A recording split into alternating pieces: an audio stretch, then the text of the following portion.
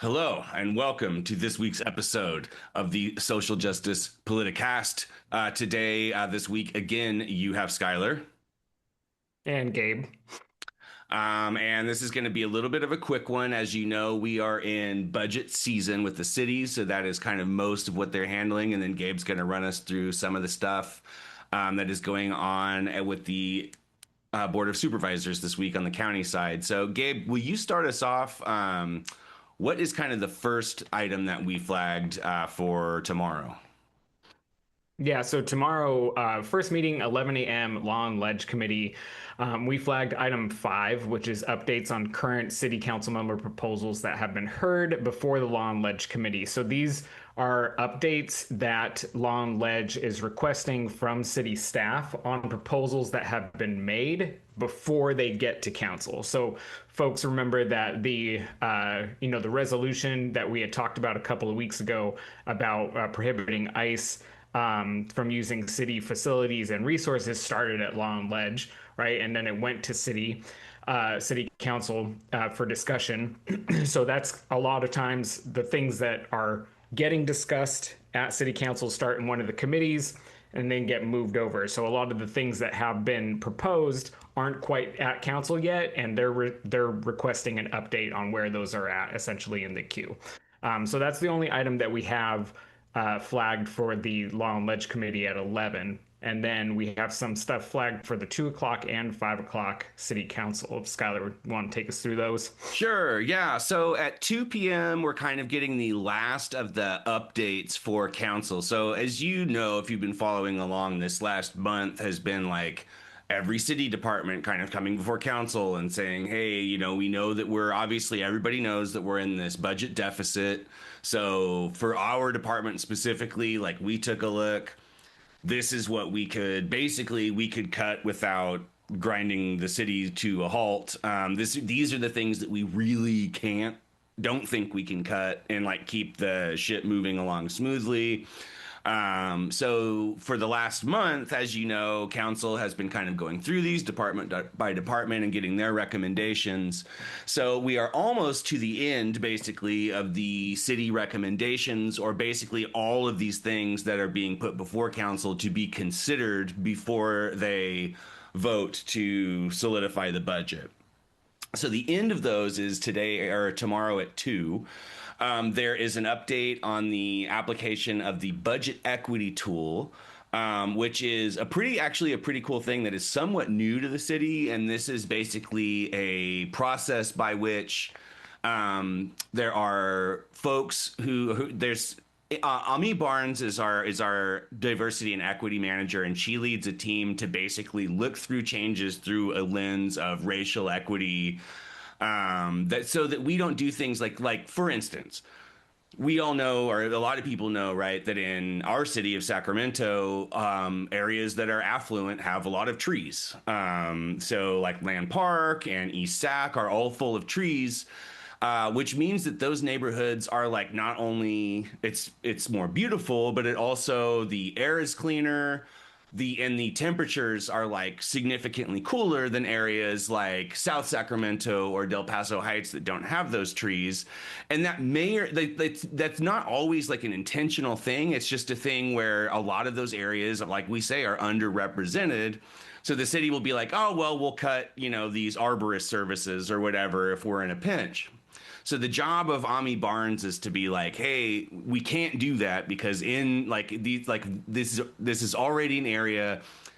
So if you guys aren't already thinking about this through a racial equity lens and kind of the lens of a social justice kind of system, that's what this job is. So she's going to give her kind of report on that tomorrow at 2, which is this thing now that the city is required, or that the council is required to consider before making their final call on the budget.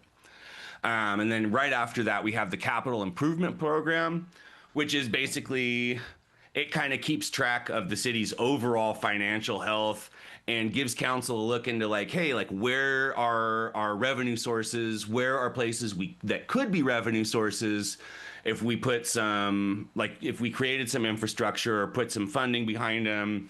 what again, and it's all a matter of like, what can we afford to build? What can we afford to cut? What can we not afford to cut to land the plane on this budget deficit? So we'll hear that after that. And then at 5, the first round of like actual full on deliberation happens.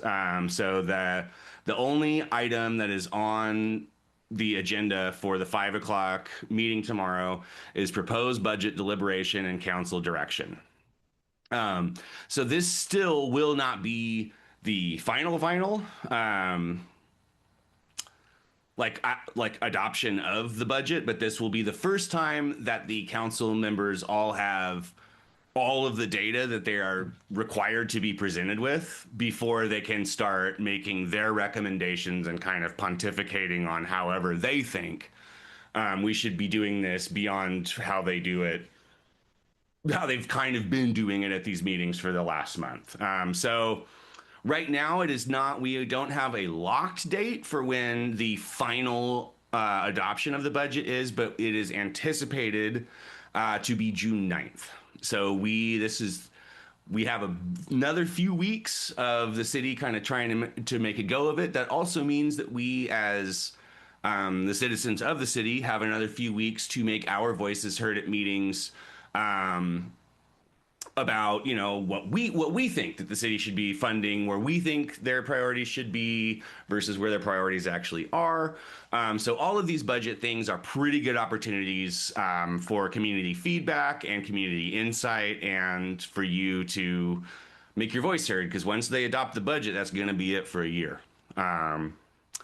So yeah, that's kind of where we're at with that. And then Gabe, we had the it appears that over at the county side of things, the Board of Supervisors, there's a couple of items that caught our eye in terms of some things that the sheriff is doing. Can you kind of tee us up a little bit on that? Yeah, so this is incredibly bizarre timing. You know, I brought up the fact that the resolution that we had been discussing a couple of weeks ago about the Sacramento Police Department, resoluting itself to not commit resources or allow ICE to use city property, which has had a tremendous amount of not only vocal community support, but vocal community, community coming out and saying we actually are demanding more, right? Whereas it looks like the Sacramento sheriff is taking the exact opposite approach. So tomorrow at 9:30 during the Board of Supervisors meeting, we flagged item 37, which is the authorization to execute a retroactive memorandum of understanding for participating in the Sacramento-San Francisco Homeland Security Task Force, which I shouldn't even have to finish what is the title, but I'm going to. With the affiliated agencies and to execute a retroactive revenue agreement for lease and operational expenses memorandum of agreement up to the amount of $500,000 for the period of October of 2025 through September of 2026. So in this, the recommendation from the staff it states essentially that first part, right? And this MOU would include the FBI, Department of Homeland Security, and ICE, right? So they not only are looking to strengthen their ties with the FBI, DOH, and ICE, but they're retroactively looking to supply resources to them from last year up until September of this year, which is like, what is going on? Right. So we flagged this item, and if you take a look at our running agenda tracker, we always have actions that we recommend highlighted in there, and sometimes we just say like attend, observe, take notes. This is definitely one where we want folks to show up and advocate, ask them what the hell they're doing. Right. The community has shown up in force against doing exactly this thing in the city. Right. But the county, right, includes all of Sacramento City and so much more. And a lot of the migrant communities that we're showing up for to defend in the city are dispersed throughout the county. So we definitely do not want the Sacramento sheriff to be working with the FBI, Department of Homeland Security, and ICE. And then following that, we also flagged item 40, which is just like another thing that when I read it to you, you're like, what? Okay, so this is a record purge of documents related to employees separated from service for 7 or more years from the sheriff personnel document classes stored in FileNet. So the sheriff is requesting that after 7 years, that they should be allowed to purge the files of anyone who has been separated, i.e., has quit, fired, been dismissed, etc., and that they should no longer have to store those. Now, they did say that they wouldn't purge records pertaining to complaints against deputies. But if you've been listening to this show for a while and been following SJPC online, we know that generally when they say we wouldn't do this, the people that are holding them accountable is themselves. Right. So, Right. so they often say, yeah, we didn't do that, but no one's really checking the receipts on those claims. So these are both situations where we know Tuesday, 9:30 a.m., not super convenient time for folks to show up. But if you have the opportunity to attend, ask them what they're doing, get more clarification on these processes, say that you do not want this to happen. And also reminder that our local government guide has all of the ways that you can submit public comment. You don't have to be there in person. You can submit written public comment as well. So that's what we have flagged for the Board of Supervisors. Before I forget, though, because I wanted to jump back to the budget item, earlier this week or last week, a bunch of news articles were put out. KCRA put one out that was talking about some of the proposed increased fees and new fees for citizens of Sacramento to make up for the $66 million budget deficit. They have added 83 and are increasing 523 of the existing ones in this proposed budget. And obviously, they're not going to talk about all, I'm super bad at math, 606 of those during the meeting, but folks should definitely look through the proposed budget for the city and see what those fees are, because a lot of them are like parking tickets, the amount to get a boot off of your car, things that definitely affect everyday people. A lot of them are business taxes increases, but a lot of them are just going to be hitting folks that, forgot to pay the $7 an hour that our freaking meters charge now. Yeah, no kidding. I mean, yeah, so it does, I think, like, I mean, obviously a huge way that the city makes its revenue and is also still attempting to like make up for the kind of shit sandwich we all ate on the Golden One deal is through parking fees.